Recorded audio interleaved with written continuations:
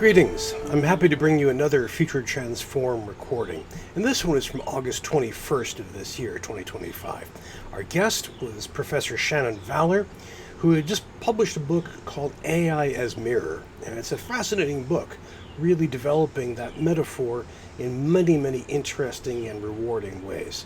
I think you'll find our conversation very exciting, tackling AI from multiple directions and sharing a great deal of thought. Now, one word of warning at the very beginning, Zoom decided to tamp down my microphone to about 20%. I'm not sure why. So at the very beginning, I'm pretty quiet. But don't worry, everybody else is fine, and my volume perks right up pretty soon. Enjoy.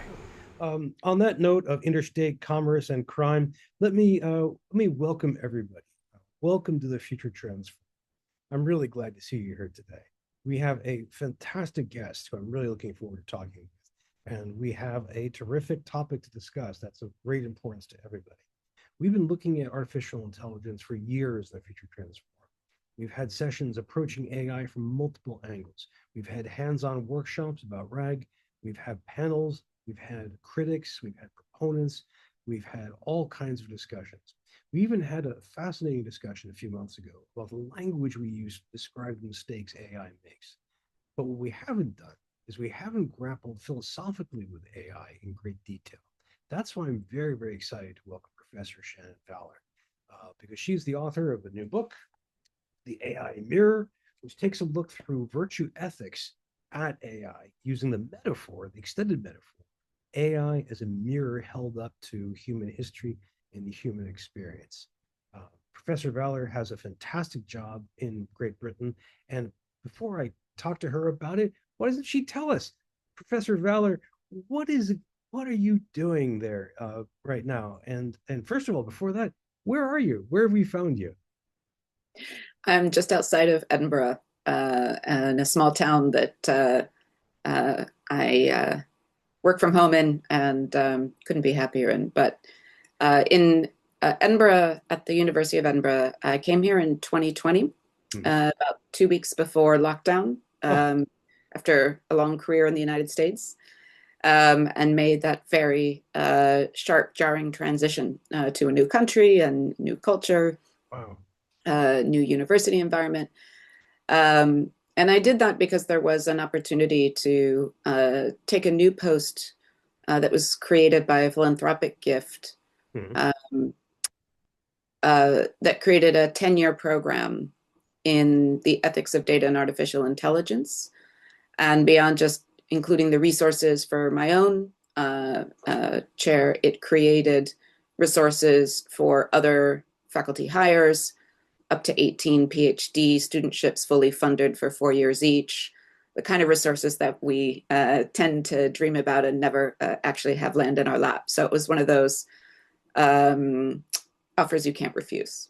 And it was more than just the money and the resources and the ability to bring people together. It was the ability to bring people together in a way that cut across disciplinary silos, which was something that I'd always valued and found quite challenging to do in most university environments. Because my post was tied to the creation of a fairly massive new interdisciplinary institute, what's called the Edinburgh Futures Institute. And I'm appointed in the philosophy department. I'm trained as a philosopher. I'm still part of the philosophy department here. But most of my work is in the Edinburgh Futures Institute, where I direct a research center called the Center for Technomoral Futures. Um, and the Center for Technomoral Futures also sponsors a master's program, which is also interdisciplinary in the ethics of data and artificial intelligence. And we do a lot of things around public engagement as well as traditional research.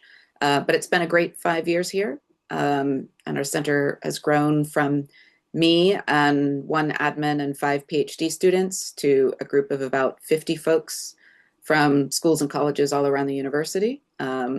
Every discipline from anthropology and mathematics and engineering to philosophy and law and even agricultural sciences. So it's been a pretty exciting ride. Oh, fantastic. Oh, quick tech check. Can everybody hear me better? My apologies. Zoom decided for some reason to, on its own, tamp my microphone down to about 10%. So I guess that was just its way of saying I was too loud. Professor Vallor, that sounds like a fantastic program. I mean, not just because I love Edinburgh, I do, but that sounds like an amazing ambit with great support. That sounds Yeah, terrific. we're tremendously grateful for the opportunity to build this. And what happens to it when our funding runs out in 5 years is another question. And we're working on trying to assure the longevity of the center. But even if it only exists for these 10 years, it will be a highlight of my career, particularly what our students have accomplished as a result of being able to be trained across multiple disciplines and fully supported to do this work the way it ought to be done.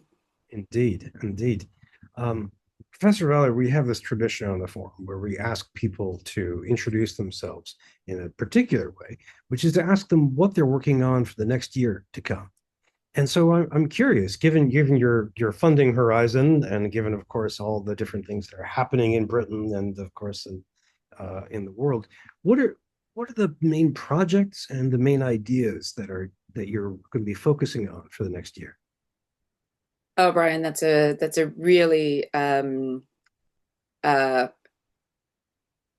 sensitive question to be asking at this particular point in time because I have a research leave coming up in January Oh, for 6 months, and I'm supposed to be working on my next project.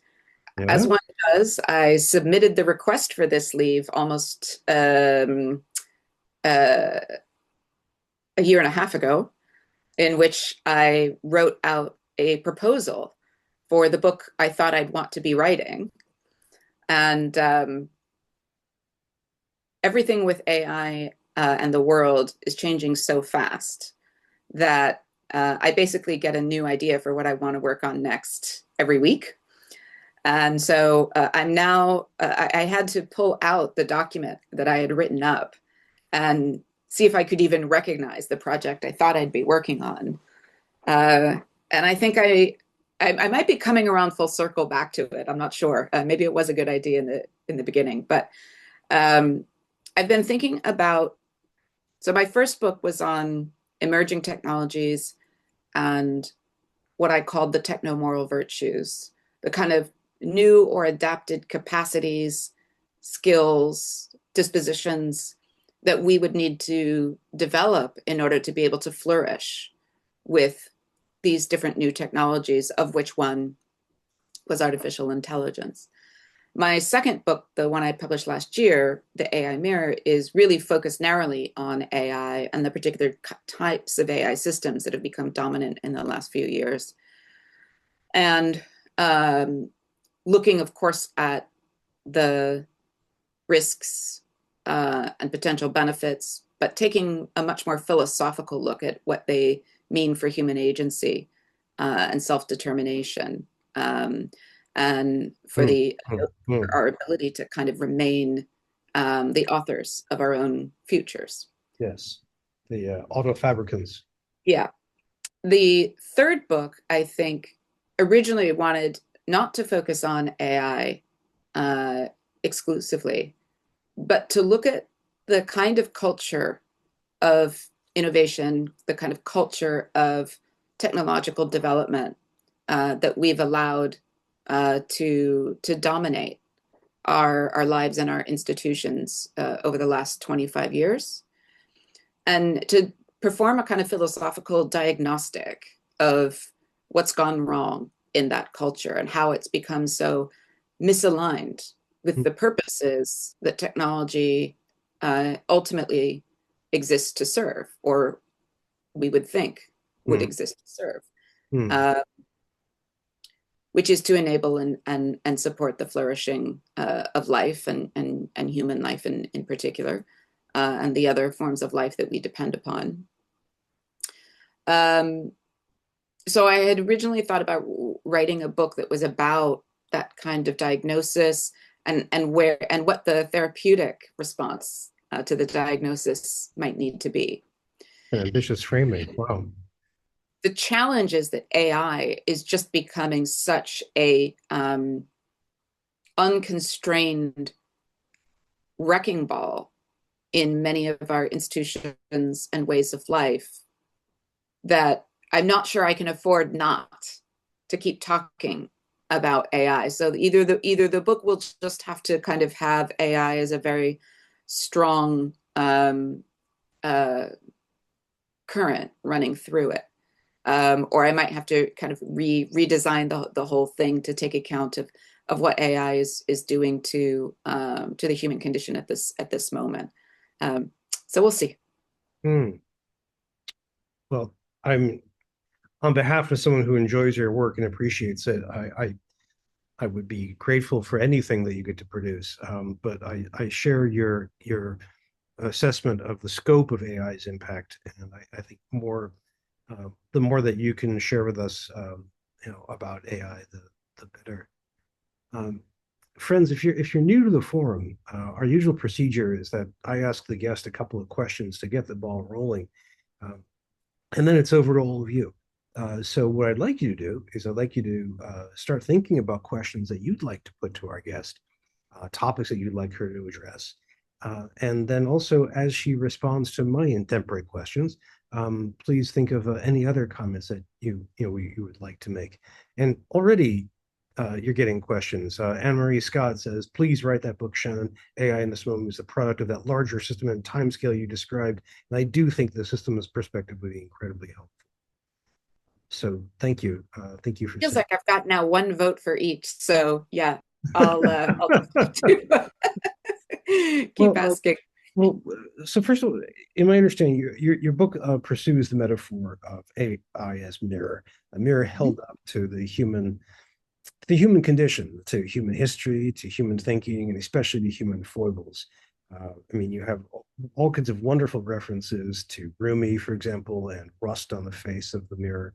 And you repeatedly point out that a lot of what we see as failings of AI are actually failures or problems in humanity itself that AI is reflecting back at us.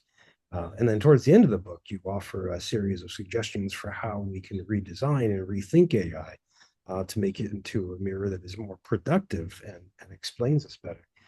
My first question is just how have audiences responded to this unusual structure, this very poetic way of thinking about the ethics of AI? Is this one that people have welcomed or that people have found surprising?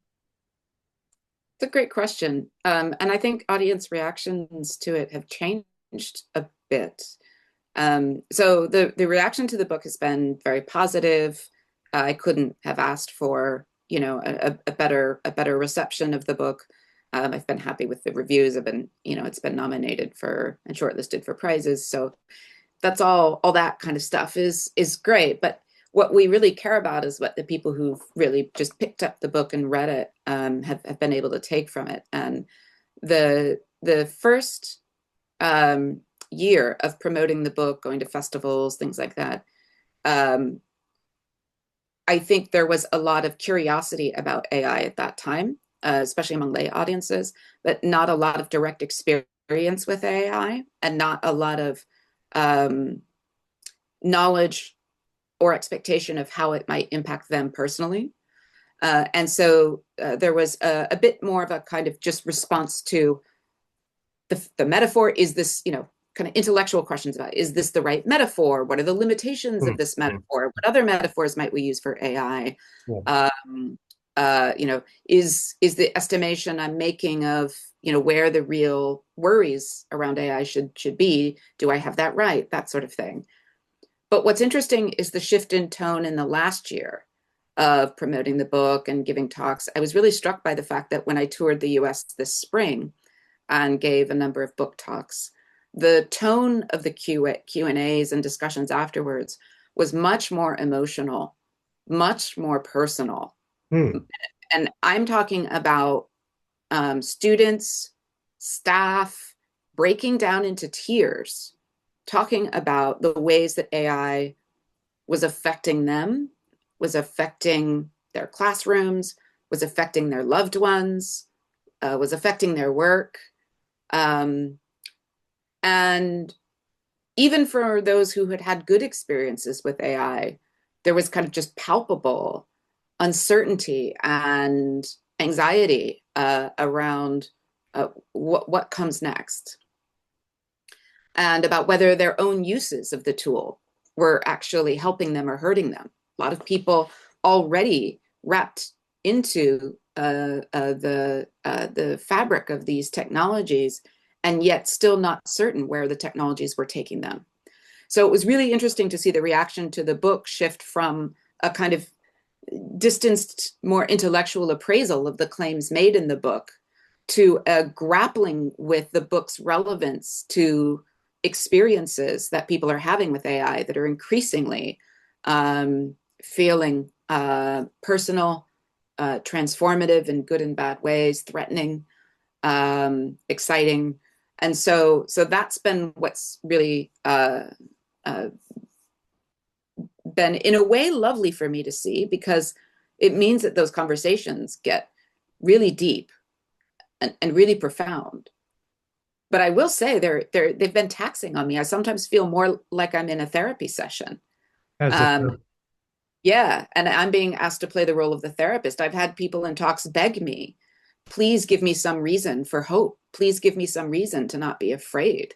yeah. And that's not the role that the academic philosopher normally has, right? So I'm having to learn to manage these very intense emotions that people rightly have around the ways that AI is affecting them and their society. Thank you for sharing that. It sounds like your mirror was, if I can risk a weird proto pun, it sounds like your mirror was on a rising curve of interest and reaction. I'm hearing some of those same responses from academics as well. Um, a second, and the whole chat box is on fire, by the way. And friends, if you're new to the forum, please feel free to use the chat to share your thoughts, questions, your references, and also if you would like, use the Q&A box. Already someone has to put in a question to ask. And if you'd like, and if you in a little while, be able just to let you use your microphone to speak as well. A second question I want to ask is that um, your book addresses in many ways the human experience with AI very broadly. I mean, you touch on philosophy, you touch on economics, you touch on technologies, obviously, you touch on literary responses and anticipations. Education shows up in a few interesting ways, and I wanted to just bring those up and ask you if you could build a little bit more on them, especially given things that have happened since you completed the manuscript. At one point, you ask if leading educational institutions worldwide would respond to the unfolding human emergency by investing as heavily in the cultivation of new bodies of technomoral wisdom as they are invested today in squeezing out the last ephemeral gains of extractive capitalism. So a push for higher education to really support technomoral wisdom and to really grow that. But then also you had a fascinating description of using AI in universities as a kind of operative aid. For example, this is on 212 to 213 for everyone reading along, where AI gets to connect students with different alumni who have challenges and questions, which basically gets to speed up the advising and support process. And in the chat, Paula Russell mentions AI tutoring, which I don't think you discussed. But I'm curious, if I'm right about this, if you have a kind of double-barreled approach where one university response is to use AI for certain instrumental tasks, and another is for universities and colleges to build out more and more intellectual capacity to help the human race grapple with AI in a critical way. It, is that where you're thinking right now for academic responses, or have things changed and you have other courses of action you recommend? Yeah, well, things have changed actually in a couple of ways since I wrote the book. I mean, I think actually the book was as future-proofed as a book on AI was going to be because I was already thinking about large language models when I started, or things like it when I started writing it. But the fact is that I did not anticipate how total and rapid the surrender of institutional cultures would be to the kind of AI hype and business logic around AI, as opposed to the scientific realities of what AI is and what these tools can and can't do for us. So I'm used to being in business, and I've worked in business environments. I actually worked at Google for 2 years.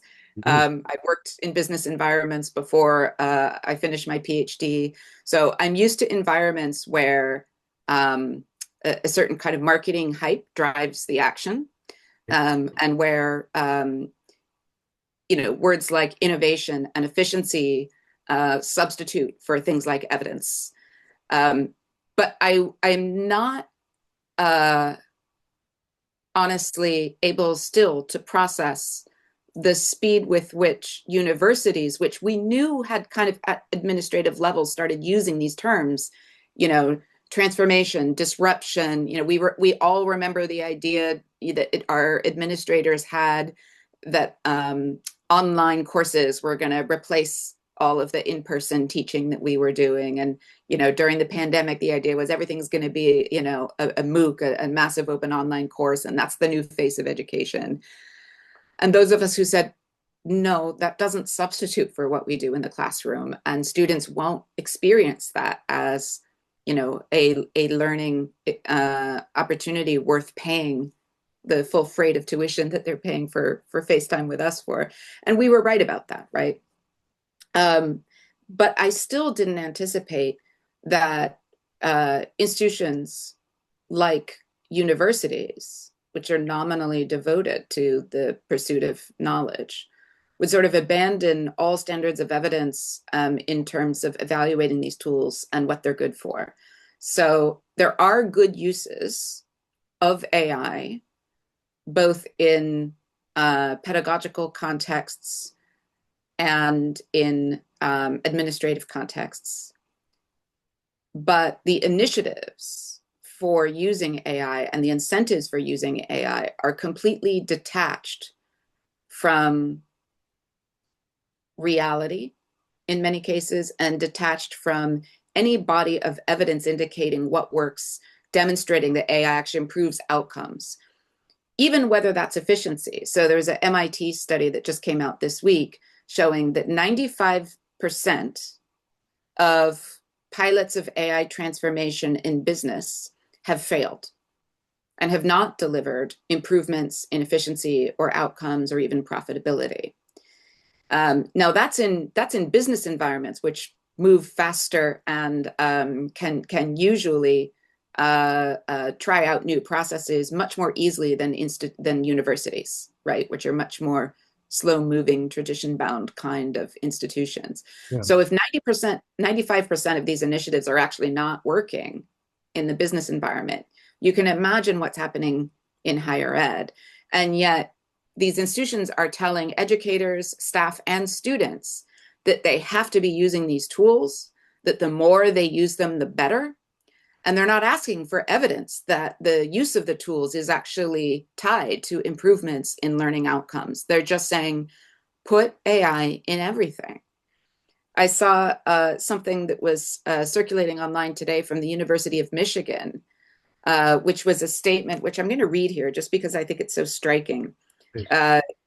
It was specifically about generative AI and questions that students and possibly even staff should be asking themselves about generative AI. And it ends with the statement, understand that your usage of Gen AI-based tools can give you the means to better not just yourself, but also society as a whole. And there is an ethical responsibility toward doing so. They're telling their students and staff, you have a moral responsibility to use AI without any grounding in a kind of body of evidence that particular uses of AI are actually improving students' learning capacities. In fact, we've got a lot of early evidence of things like cognitive offloading and de-skilling, both in academic contexts and in professional contexts. So if we were being driven by the evidence, we'd be much more cautious right now. And what we'd be doing is not sort of saying AI doesn't belong in the university, but we'd be saying this is an unproven technology that has to be applied in ways that actually improve our ability to do what we do in universities. So let's start looking at what that might be and gathering the evidence to demonstrate where these tools have value and where they do harm. But instead, we're being pushed into the deep end and told to swim with these technologies without knowing how to use them well, without knowing how to make discriminating judgments about which tools are good for which kinds of contexts. And I will say I am surprised, unpleasantly surprised, by the lack of wisdom with which these technologies have been promoted and adopted in universities. How do you think this is different from how higher education has reacted to previous technologies? I'm thinking, as far back if you want as the web, but also thinking about mobile devices, social media, learning management systems. I mean, is this? It has echoes of all. I mean, anyone who's been in higher ed for since the computer revolution has been witness to failed technology transformation projects and administrators and procurers not understanding the technology well enough to not get taken by a ride by vendors who leave you with technology that doesn't work and then has to be replaced. Yeah, we've been there, but we don't seem to learn the lessons from those failures. And in the case of AI, I think there's evidence of an even more sort of reckless pattern. So, for example, a lot of those early transformation projects, at least in many universities that I was a part of, there was an attempt to pilot them, to test them out in small areas of the university, to work in what we now call kind of sandboxes, where the systems can be evaluated for their safety and efficacy before they're deployed. I saw at least some of that in previous eras of technology adoption in universities. I'm seeing far less of it now with AI. I think there are a few universities that are trying to do this responsibly and carefully, but they seem to be in the minority. Thank you. Thank you for that extensive, thoughtful answer to my rather peremptory question. Friends, I have more questions, but more importantly, and better yet, you all do. And Professor Vallor, I'm just going to bring these up and I'll just read them out loud as they come up. Sure. And I'm trying to organize these into a sequence. Here's a classic philosophical question from our good friend Tom Tobin. He says he's curious about Dr. Vallor's take on the idea that generative AI tools are, at the end of the day, just tools. When learners are just beginning with ideas, we ask them not to use tools at all. Then when they become proficient, we help them use tools to support their further learning. As they become practitioners, we help them use tools to skip steps and engage in higher order approaches. So that doesn't end with a question, but that is, Yeah. He would like you to riff on the tools aspect. Yeah.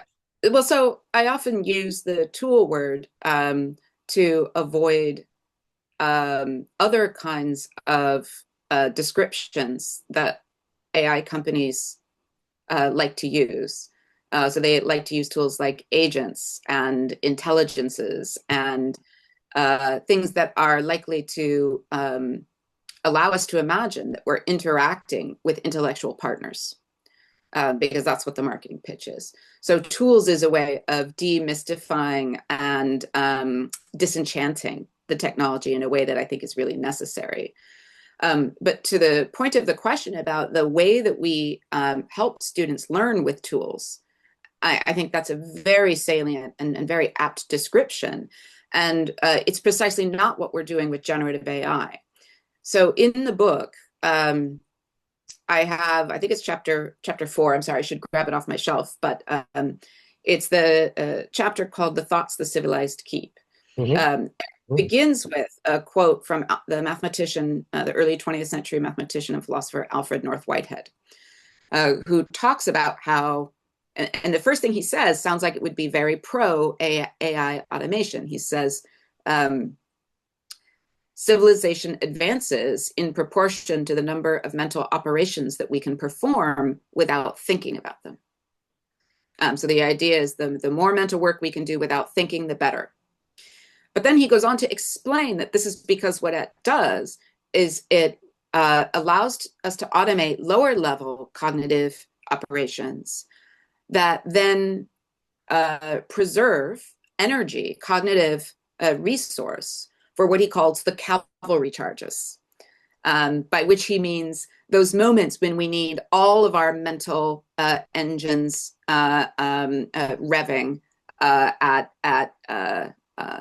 high gear, and where we have these big intellectual problems that we can't wrap our minds around if our cognitive labor is occupied with these lower level tasks.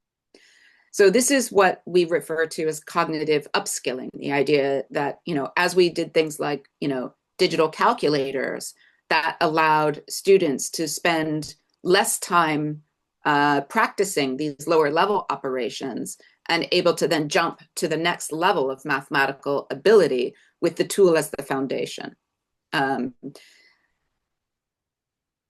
The idea, I think, of generative AI is, though, that there is no boundary. There is no discrimination between lower level and higher level tasks. The push is to actually automate at the highest level possible of cognition. So we're telling students that they should use these tools to organize their thoughts, to prioritize their research questions, to make many of the kinds of decisions that in the world of research are the cavalry charges. And we're not, in fact, making this kind of careful assessment of here's where it makes sense to automate a cognitive process that previously has been essential to research, training, and development. We can safely automate this, and we know that because we've thought carefully about it, and we've thought about the higher level cognitive work that this will enable. Instead, we're pushing a technology that promises to automate every level of cognitive labor, even when it can't do many of these kinds of labors as well as we can, despite the hype, right? And so a great example of this is there were some journalists who were looking at all these claims that media organizations have made that journalists should be using these tools to do things like summarize meetings or summarize, interviews that they've had, and to do literature review. And so, the idea is, okay, well, these look like fairly safe, low stakes things. It's not writing the whole article. It's just doing that kind of basic groundwork. So these journalists tested how well these tools actually work for those tasks and tested the latest models. And they found that the tools were actually better than humans at giving short summaries of meetings, up to about a few hundred words. But beyond that, their performance declined below the human standard, became unreliable. Now, if you think about just even taking minutes in a meeting, it's more than a few hundred words, right? So we already know that the best tools still aren't good enough for that task, which is about as low level as we might think we'd want. And then literature review, which is another step up, they absolutely were disastrous. They used the word disaster, right? In these tools produced objectively terrible literature reviews. And yet, literature reviews are really, really time consuming. Taking minutes is really, really time consuming. And so it won't matter, actually, that these tools don't do the job well. They'll still get used to do this kind of work. And then that foundation, which will be degraded from the human standard is then used as a way to move to the next level of cognitive automation. Drafting your outline. A lot of people say, well, it's fine to let students use AI to draft the outline of their papers or suggest an outline for their papers, as long as the students are still the one doing the writing. Oh my God, no, the outline is actually the cavalry charge. The outline is the intellectual hard work where you decide what matters, what doesn't, and in what logical order the ideas need to be joined. And I have administrators telling me it's fine to let students do this kind of work with AI because it's not doing the writing. I'm like, writing is just picking the words. It's structuring the ideas that's actually the hard work and where the learning happens. And then they just look at me like a deer in the headlights. Mm. So this is what I mean by we just haven't thought this through before we've jumped into the deep end. And we're letting some of our students drown. I have students and I have colleagues who've had students who've told them, I don't think I'm going to learn anything in college because I'm using AI to do everything. And I know that that's not actually helping me. I can see that it's not helping me. I don't feel like I'm learning more with AI, but I feel like I have to use it because all my fellow students are using it. And also because I don't have enough time. I feel like I don't have enough time to do my job and, my social activities. And I can't automate my job and I can't automate my social activities and I can't automate my time with my family and I can't automate doing my laundry, but I can automate writing my essays. So there we are. Shannon, this is Tom. Thank you very much for the response. And you've unlocked something for me that when I'm talking with colleagues, I hear this from instructors all the time now, that they understand the philosophical categories of you're a beginner, so don't use it. You're getting proficient, so here, use it to help you learn. And now you're more skilled, so you can use it to automate those low-level things. The instructors understand those categories. The students kind of don't. They'll start with the low level stuff and they'll say, oh, this is really convenient. I can just do this next extra thing or this next thing and the next thing. And it becomes kind of a slippery slope. So thank you for your response. You've unlocked a piece for me. Can I briefly add, Tom? It's not just students that are doing this. I have informally, anecdotally, Humans. yeah, to a lot of grown-ass adults who started the same way. Like, I'm just going to use it to do these kind of simple tasks for me. And then you talk to them 3 months later and they say, yeah, I use it for everything now. Well, Tom, thank you for that excellent question. And Professor Vallor, thank you for really taking that in solid directions. Again, if friends, if you're new to Shannon Vallor's work, she writes like she speaks, passionately, eloquently, and with a great deal of reflection behind this. We have more questions coming in, and I'm not sure we'll actually be able to get to all of them, but one of them comes from our good friend Phil Long, who asks a question based on something you mentioned before. I'm curious, during your time as visiting AI ethicist at Google from 2018 to 2020, did you see the ethical approach to or framework around AI development change? If so, what were the most significant developments? Sorry, what were the most significant dimensions of that change? Yeah, so, I mean, obviously I'm biased because I was doing work there that I thought was worth doing. But while I was there, I was feeling really good about the processes that we were developing to actually govern these technologies responsibly. I knew that, the whole enterprise was largely driven by, corporate ethics washing desires and all of that. I wasn't naive. But the people on my team were all deadly serious about what we were doing. And we had a cross-functional team of engineers who were really passionate about this work, product people, policy people, machine learning researchers and developers, even kind of legal counsel. We had this team of people who were all from these different angles, really interested in seeing, could we actually put something in place that works, that doesn't stop the technology from getting developed, that doesn't lead to worse technology, but that actually ensures that the technology that comes out the other end is something that we can be proud of. And the whole plan was, we've got these abstract AI principles that Google had published in 2018. These are just words on a website. They mean nothing. It's the processes that actually turn them into outcomes that you can measure as better, that you're after. So we worked on developing the various kinds of processes that could lead to those better outcomes. And we made really great strides. And we're starting, in fact, to feel really confident about the work and the processes that we developed. When I left, I didn't leave because Google wasn't doing that sort of work anymore. My team was still there. But I had this incredible opportunity handed to me by Edinburgh that seemed like a once-in-a-lifetime offer. Yeah. But I also felt a temperature shift within Google. It was that moment where the vibes are changing. Like, you can't say, no one's telling you your work, it doesn't matter. No one's dissolving your team. But you're just getting the feeling that the people who brought you in at the highest levels are sort of tolerating what you're doing instead of feeling like it's something they want to continue to invest in. So I just didn't have the feeling that staying there would necessarily lead to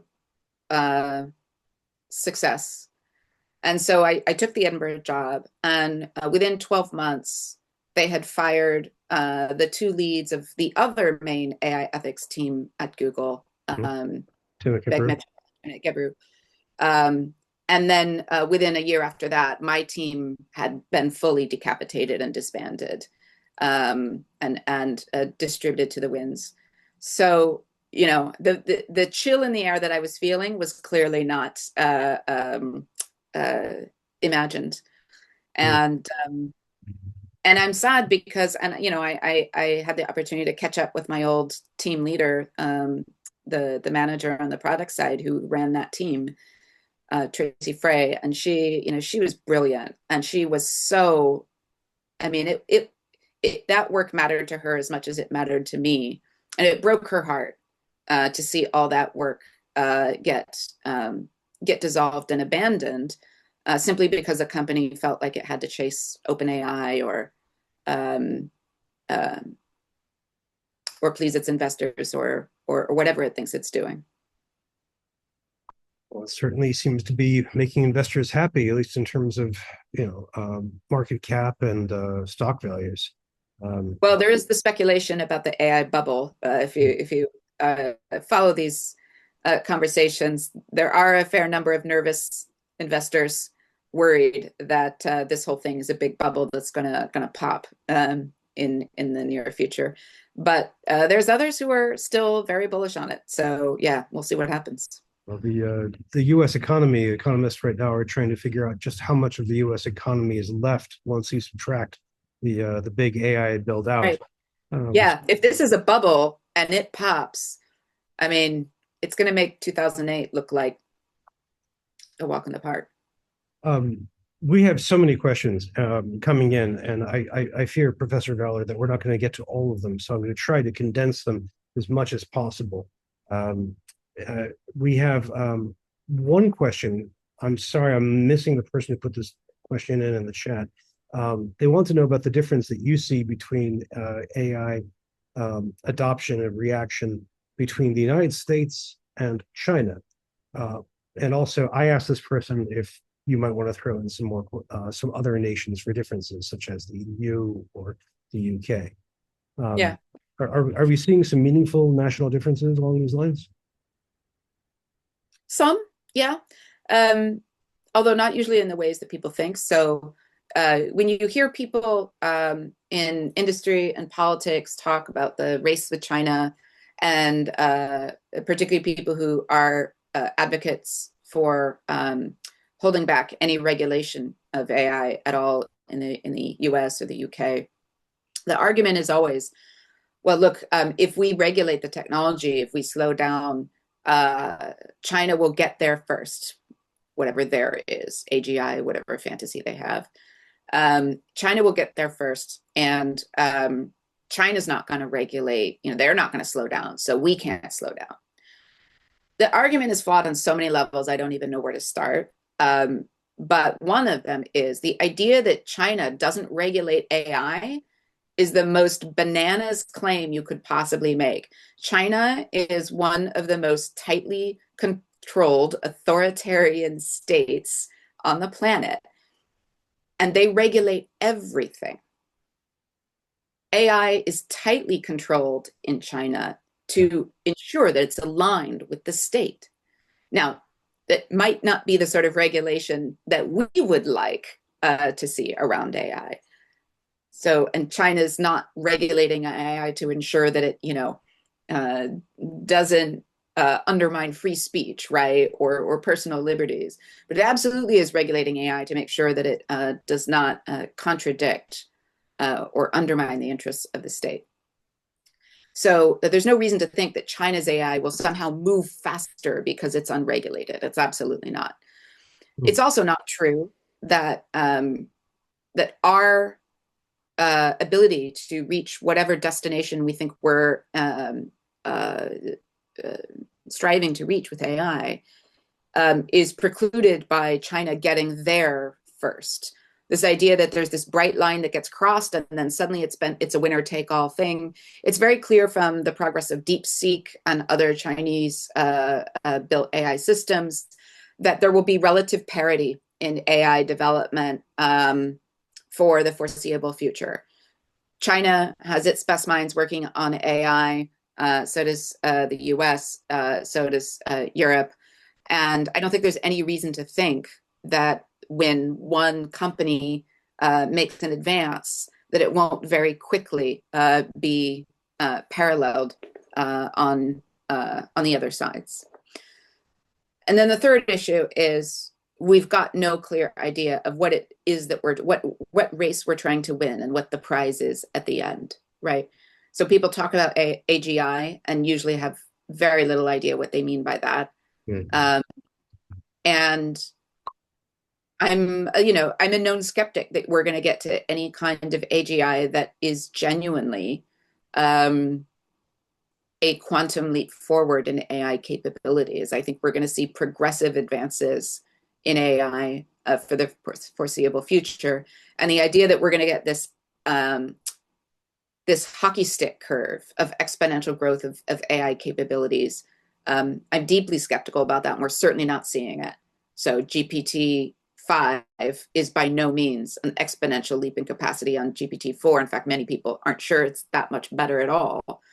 And we already have Sam Altman saying, well, just wait for ChatGPT-6. That'll be the stunner, right? And we've been hearing this, that these models are getting better in much more incremental ways than investors would like to see. So this whole kind of geopolitical argument about AI, I think, is riddled with flawed assumptions and kind of unclear goals. I don't know if that answered your question. I think your question was a little bit more about differences between the two, but I think that was the source of the question, and I appreciate your distinction about China. In the chat, Tom Tobin does remind us that AGI stands for Artificial General Intelligence, which we can define in many ways. And your book, Professor Vallor, does a great job of taking that apart. So thank you, Tom, for that. Friends, we have about 9 minutes left, so I'm going to push for some of these questions. But let me just quickly ask everybody in the chat, would you object if I posted this chat to my blog anonymized as my usual practice? Just let me know if you can, because there's a lot going on in the chat. And at the very least, Professor Vallor, I can share this with you because there's a lot happening there.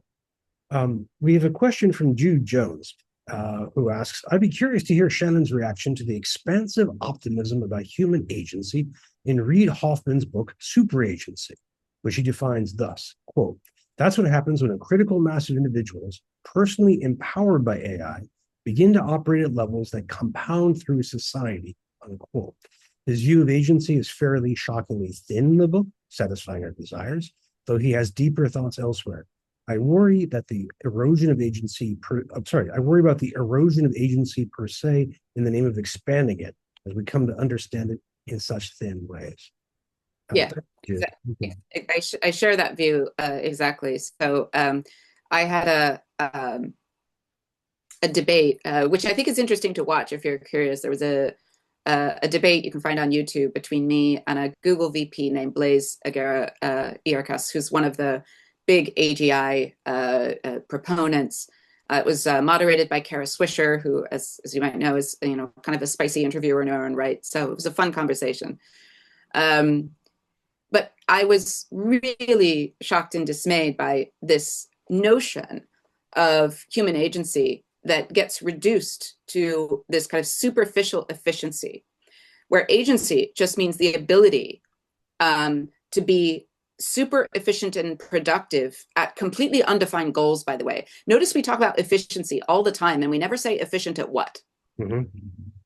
Right. What is it that being efficient at murdering each other isn't particularly desirable? Is that what we're doing? Right. I mean, it is. That's partly what AI for weapon systems is about. It's being more efficient at murdering people. Right.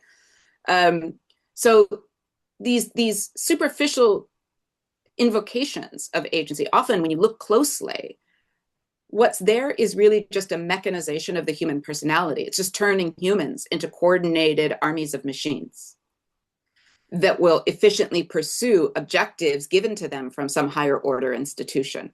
It's actually the opposite of what in the humanistic tradition we think of as human agency.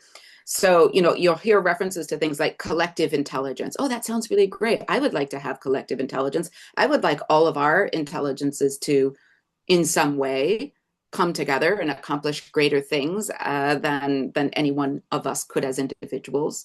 And that's what we imagine might happen through, appropriate forms of democratic deliberation or whatnot. But what they mean by a collective agent or collective intelligence is just the ability to sum all of our capabilities into essentially a mechanical assemblage that's optimized, that doesn't allow for friction, that it doesn't allow for you and I to fundamentally disagree about what we ought to be doing, because that slows the machine down, right? So the idea is to kind of pool human agency, and then it will be expanded at scale. So as the questioner said, it's about expanding human agency at scale at the expense of depth.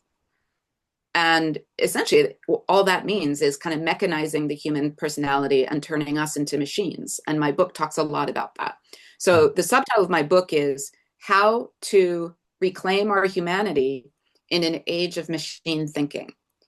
But it's a trick title, because I make clear in the book that the machines we have today don't think, and there's no real evidence to suggest that they're going to start thinking anytime soon. What they're doing looks a lot like thinking, in a way that looking in a mirror looks a lot like your face, right? But they're not thinking. So when I talk about an age of machine thinking, I don't mean an age where machines think. I mean an age where we are increasingly incentivized and in many cases compelled to think like machines and act like machines ourselves. And that was not my own original insight. That's something that everyone from Joseph Weizenbaum in 76 to many before him have warned us against. And here we are. Thank you. Thank you very much for that terrific answer, Professor Vallor. And Jude, thank you for the really great question. There are a lot of responses in the chat, including some good ones from some of our previous guests, including John Warner.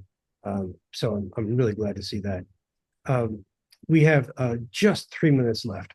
And so I want to make sure that we get a chance to ask one question, and then I want to read a little bit from your book, if I could, Professor Vallor. Eric Caldor asks this: in the higher education field, we've been struggling with how to move towards more equitable learning environments. One area of equity around Gen AI tools is the ability of some students to afford the highest power AI tools. Another area has been protecting student privacy and data. These twin concerns have led our institutional leaders to want to adopt a university-approved tool. Is there another approach that our leaders are missing that would perhaps result in more evaluation, even as students are being given access to more and more AI tools by tech companies?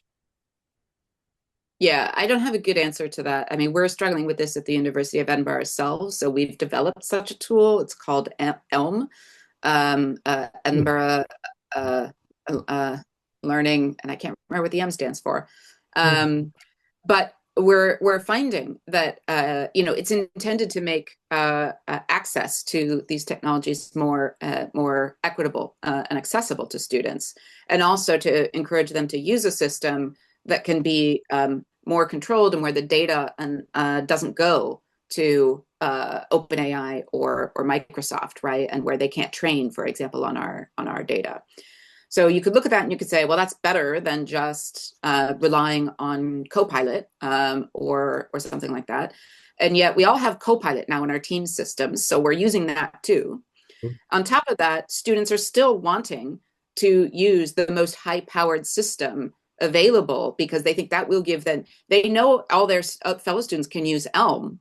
So if they think they can get a leg up by using a more expensive subscription system from one of the leading AI companies, they're absolutely going to spend the money if they have it to use that. So we're not solving the equity problem at all. All we're really doing is just pushing this technology out to our students and telling them that this is in fact their path to success, when, back to my point at the beginning, we've actually got no evidence that it's improving the quality of learning for students, and actually a fair amount of early evidence that it probably isn't, that it's probably damaging the learning outcomes for them. Thank you again for a great question. And Professor Vallor, that was a terrific answer. I'd like to close, if I could, by reading part of your book back to you. One of the things that I really admired about your book was this persistent sense of turning away from efficiency and productivity, among other things, towards an ethos of care and trying to rethink virtues in terms of human interdependency and interdependency in a good way, trying to improve human flourishing, not to degrade it. And you conclude with these wonderful lines. The true soul of technology is not efficiency, but generosity.